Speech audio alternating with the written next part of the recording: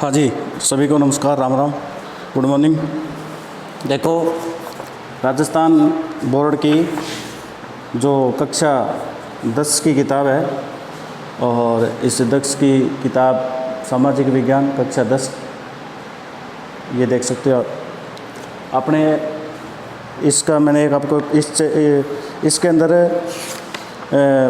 स्वर्णिम भारत प्रारंभ से लेकर के 1206 तक और फिर संघर्ष भारत जो था 1206 से लेकर के 1757 तक, ये दो टॉपिक इसके बहुत ही इम्पोर्टेंट है सभी परीक्षाओं की दृष्टि से। तो आगे आने वाली जो रिट परीक्षा है, राजस्थान पुलिस परीक्षा है, BSTC है, प्री PTT है या अन्य कोई जो परीक्षा है जिसमें जीके के प्रश्न पूछे जाते हैं, तो गाइड के अलावा आप जीके कहाँ से पढ़ सकते हो और कैसे तैयारी कर सकते हैं, उसी बात को अपने आगे बढ़ा रहे हैं। और इस किताब के सिलेबस के अनुसार ही अपने पढ़ेंगे, 9वीं का अलग पढ़ेंगे, 8वीं का अलग पढ़ेंगे और 11वीं 12वीं के अंदर जो टॉपिक है वो अलग पढ़ेंगे, ठीक है। तो इसके अंदर सबसे पहले मैंने आपको बताया था महाजनपद काल के दौरान जो 16 महाजनपद थे और आपको बताया था कि उसमें आपको एक टेबल याद रखनी है कि वो महाजनपद का नाम और उसकी राजधानी ये ध्यान रखनी है, ठीक है। 16 महाजनपद और उसकी राजधानी, 16 महाजनपदों के अंदर बंटा हुआ था उसमें। तो महाजनपद का नाम और उसकी राजधानी पर आधारित बहुत बार प्रश्न पूछे जाते हैं। राजस्थान के अंदर बात करें तो प्रमुख जनपद जो थे जांगल प्रदेश, मत्स्य, सूरसेन और सिवी, ये मैंने आपको बताया था। उसके बाद में फिर अगर बात करें अपने स्वर्णिम भारत की, तो मौर्य वंश, शुंग वंश, सातवाहन, गुप्त वंश भी रहा, वर्धन भी रहे, पाल रहे, राष्ट्रकूट रहे, प्रतिहार भी रहे, चोल वंश के शासकों ने भी शासन किया, पल्लव, चालुक्य, ये बहुत साम्राज्य थे। अलग अलग प्रकार के समय के दौरान साम्राज्य विकसित हुए। उसी में से एक है मौर्य वंश, एक है मौर्य वंश। और आज अपने इसी मौर्य वंश की शुरुआत करने जा रहे हैं। मौर्य वंश की शुरुआत करने जा रहे हैं स्वर्णिम भारत के तहत। अपने इस सिलेबस से अलग नहीं पढ़ेंगे क्योंकि वैसे तो गाइड में और बहुत बड़ी किताबों में बहुत सारा डिटेल लिखा हुआ है, लेकिन जिस प्रकार से इसके अंदर ये जो किताब हैं राजस्थान बोर्ड के जो सिलेबस की किताबें वो बहुत इंपॉर्टेंट है भाई, गाइड की तुलना में अगर हम बात करें तो आप इससे पढ़ने की कोशिश करो। कैसे पढ़ा जाता है वो अपने इसके अंदर देखते हैं। इस किताब को आपको जब ये चैप्टर पढ़ते समय किताब साथ में खुली रहनी चाहिए, ठीक है।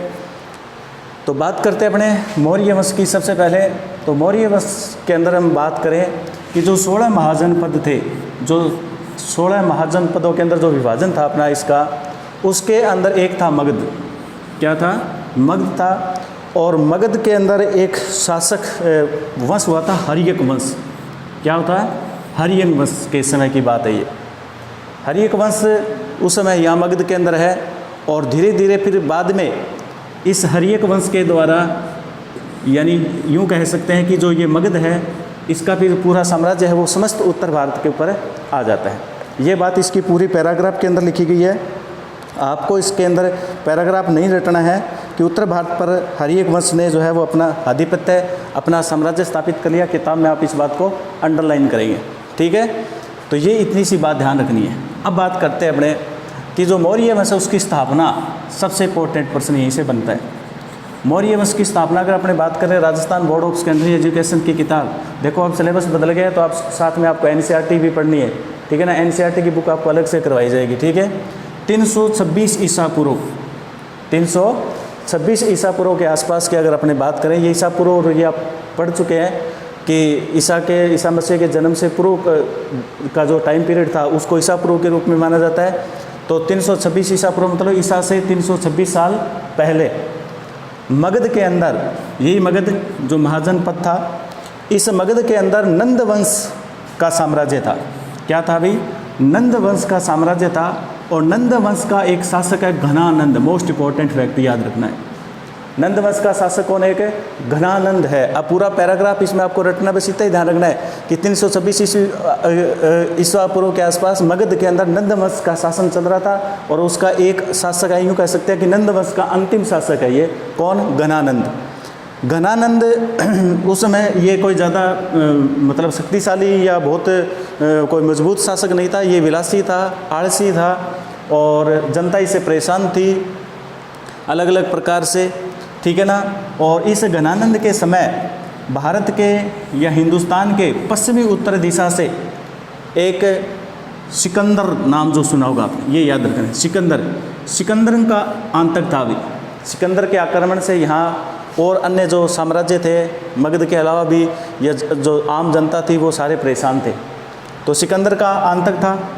गणानंद के समय प्रजा जो है वो इस राजा के अत्याचारों से क्या हो चुकी थी, पीड़ित हो चुकी थी। और साथ में असहनीय कर भार भी जनता पर, असहनीय मतलब ऐसे कर भार लगा दिए राजा ने कि वो जनता सहन नहीं कर सकती। तो इस समय यूँ मान सकते हैं कि जनता के अंदर भी एक अलग प्रकार के विचार उत्पन्न हो रहे थे कि ऐसे राजा से अपने को पीछा छोड़ना चाहिए, सभी ये चाह रहे थे। तो अब क्या कि अगर गणानंद यहाँ से चला जाए तो कुछ हो सकता है। तब कहानी शुरू होती है कौटिल्य की। क्या शुरू होती है? कौटिल्य की। कौटिल्य का नाम आपको मोस्ट इम्पोर्टेंट, जब मौर्य वंश से जब प्रश्न उठता है तो कौटिल्य मोस्ट इम्पोर्टेंट आता है। कौटिल्य वही है जिसने क्या लिखा था? अर्थशास्त्र लिखा था।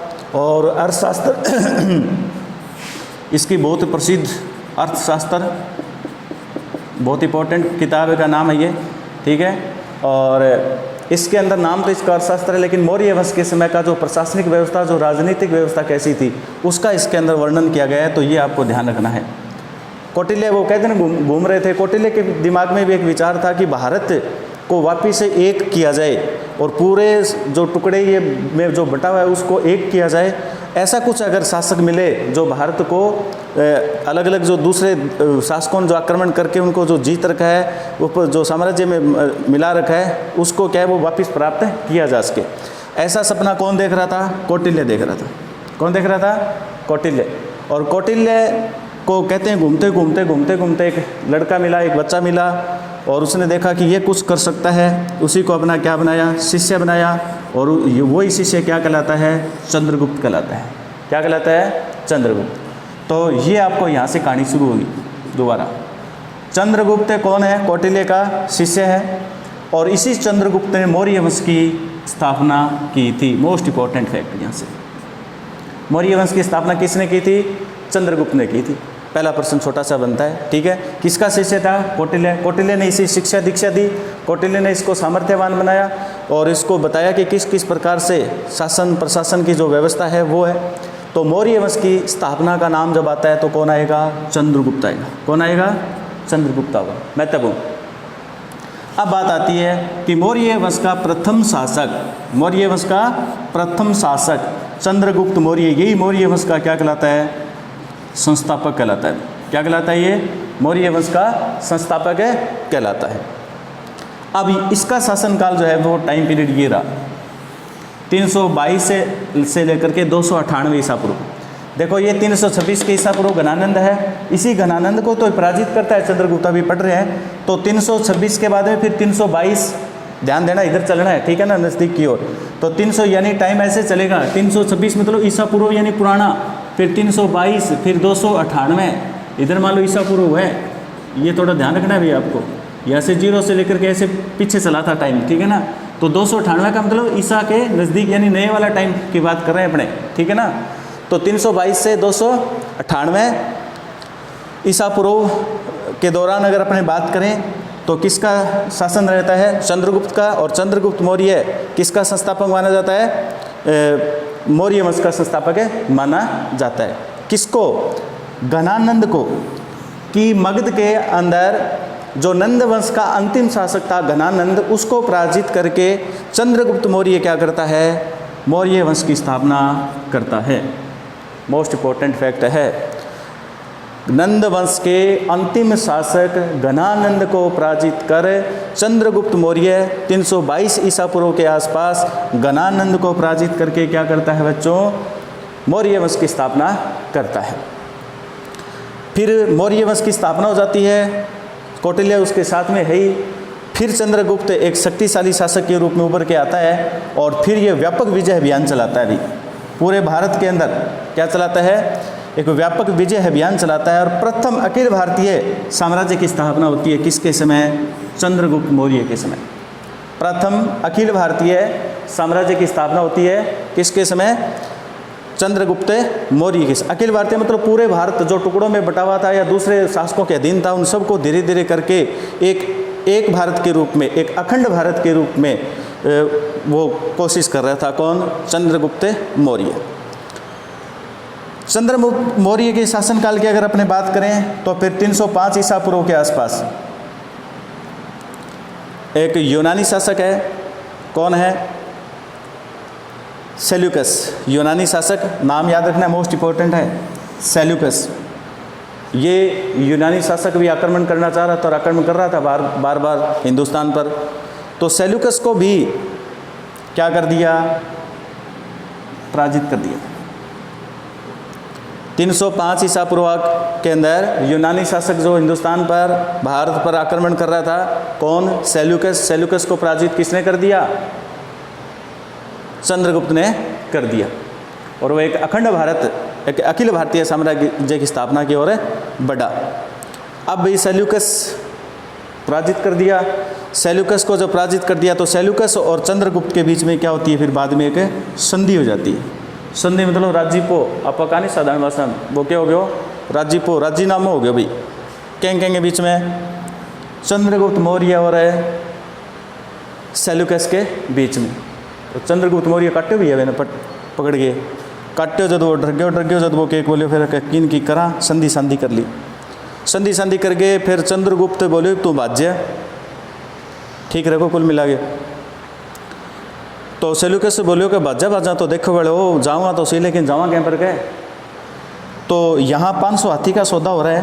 किसके साथ में? सेल्यूकस और चंद्रगुप्त के साथ में। चंद्रगुप्त 500 हाथी देता है किसको? सेल्यूकस को। सेल्यूकस देखो फिर क्या क्या करता है। अफगानिस्तान, बलूचिस्तान और सिंध नदी के जो पश्चिमी का जो क्षेत्र था वो चंद्रगुप्त को सौंप देता है। अफगानिस्तान, बलूचिस्तान और जो सिंध नदी है उसके पश्चिम का जो क्षेत्र है वो चंद्रगुप्त को सौंप देता है। और साथ में क्या कर रहा है? देखो यहाँ 500 हाथी। अब देखो हाथी को नहीं है। सेल्यूकस जानतो के करने लग गयो कि या देखो भी सेल्यूकस के एक बेटी के भी बेटी मतलब पुत्री, डॉटर। अब वो सोचो हाथी देखो, हाथी देन कौन लग रहा है? चंद्रगुप्त। सेल्यूकस के कण लग रहा है? क्षेत्र सौंपण लग रहा है। और साथ में के कण लग रहा है? अपनी पुत्री की शादी किसे कर रहा है? चंद्रगुप्त से। किसे कर रहा है भैया? चंद्रगुप्त से। कौन है? सेल्यूकस। अल्लो देश कण देने लग रहे हैं चंद्रगुप्त, बेटी कौन देने लग रहे है? सेल्यूकस। उल्टो प्रोग्राम होयो को नहीं होयो। यानी यहाँ सेल्यूकस अपनी पुत्री की शादी किसके साथ में कर देता है? चंद्रगुप्त के साथ में कर देता है। और साथ में मोस्ट इम्पॉर्टेंट फैक्ट, अति महत्वपूर्ण, मेगास्थनीज नाम के एक व्यक्ति को अपनी पुत्री के साथ में भेज देता है। यानी किसके दरबार में? चंद्रगुप्त के दरबार में राजदूत बना करके भेज देता है मेगास्थनीज। और मेगास्थनीज ने वही किताब इंडिका, ये ध्यान रखना है। तो मेगास्थनीज को राजदूत बना करके भेजता है। सेल्यूकस अपनी पुत्री की शादी करता है किसके साथ में? चंद्रगुप्त के साथ में। और बलूचिस्तान, सिंध नदी और अफगानिस्तान के आसपास का जो क्षेत्र है वो अपने साम्राज्य के अंदर शामिल कर लेता है। सेल्यूकस तो जानते रहे हो। अब दो ग्रंथों के नाम याद रखना भी, जो तमिल भाषा के ग्रंथ है, तमिल के ग्रंथ है अहनानूर और मूर्नानूर। अहनानूर और मूर्नानूर। अहनानूर और मूर्नानूर दिखाई दे रहा क्या? अहनानूर और मूर्नानूर। अहनानूर और मूर्नानूर किताब के अंदर लिखा गया है। ये तमिल ग्रंथ है अहनानूर और मूर्नानूर। उससे ये जानकारी मिलती है कि चंद्रगुप्त ने दक्षिणी भारत पर भी आक्रमण किया था और यहाँ भी अपना साम्राज्य स्थापित करने की पूरी कोशिश की। ठीक है ना? दक्षिण भारत पर अखंड भारत या एकल भारत बनाने के उसी सपने को साकार करते हुए। तो ये दोनों नाम मोस्ट इंपॉर्टेंट है, अहनानूर और मूर्नानूर। ये तमिल भाषा के ग्रंथ है जहाँ से चंद्रगुप्त के दक्षिण भारत आक्रमण की कहानी मिलती है। अब भी चंद्रगुप्त धीरे धीरे क्या हो गया है? बूढ़ो। चंद्रगुप्त वृद्धावस्था में आ जाता है। और ये प्रश्न तो बहुत ही महत्वपूर्ण है, अति महत्वपूर्ण है। 2012 की HM परीक्षा में ये प्रश्न आया था, RPSC द्वारा आयोजित। इससे बढ़िया और क्या हो सकता है बोलो? और इस किताब से इतने से आपको सारे के सारे प्रश्न ये किसी न किसी परीक्षा में आए हुए मिलेंगे। वृद्धावस्था में बताया जाता है कि चंद्रगुप्त जाता है भद्रबाहु के पास। किसके साथ? एक जैन मुनि है भद्रभाऊ, उस भद्रभाऊ के पास जाता है, वहाँ से जैन धर्म की दीक्षा लेता है और जैन धर्म की दीक्षा लेने के बाद में 298 ईसा पूर्व श्रवण बेलागोला, यही प्रश्न आया था, श्रवण बेलागोला मैसूर कर्नाटक के अंदर, वहाँ उपवास करता है, यानी खाना पीना त्याग देता है और उपवास करके अपने शरीर को त्याग देता है, यानी वहाँ पर इनकी क्या हो जाती है, मृत्यु हो जाती है श्रवण बेलागोला के अंदर उपवास करते हुए 298 ईसा पूर्व। और इसी के साथ में मौर्य वंश के प्रथम शासक और मौर्य वंश के संस्थापक चंद्रगुप्त मौर्य की एक बहुत ही शानदार स्टोरी, बहुत ही शानदार कहानी यहाँ समाप्त हो जाती है। बहुत ही अच्छी कहानी है और कहानी क्या है, प्रश्न बहुत बनते हैं, तो इम्पोर्टेंट है। किताब के अंदर आप अंडरलाइन करके इन बातों को पढ़ेंगे और नोट्स बनाते समय आप ऐसे शॉर्टकट में लिखेंगे, अपनी कॉपी साथ में रखें। ये चाहे 10वीं क्लास का बच्चा है, चाहे 11वीं का है, चाहे 12वीं का, चाहे रीट की तैयारी कर रहे हो, किसी भी परीक्षा की तैयारी कर रहे हो आप, सब में इम्पोर्टेंट फैक्ट है, ठीक है। सारे फैक्ट वाले प्रश्न हैं, याद करेंगे आप इसको, तो लिखो इसको, अंडरलाइन कर लो इसको।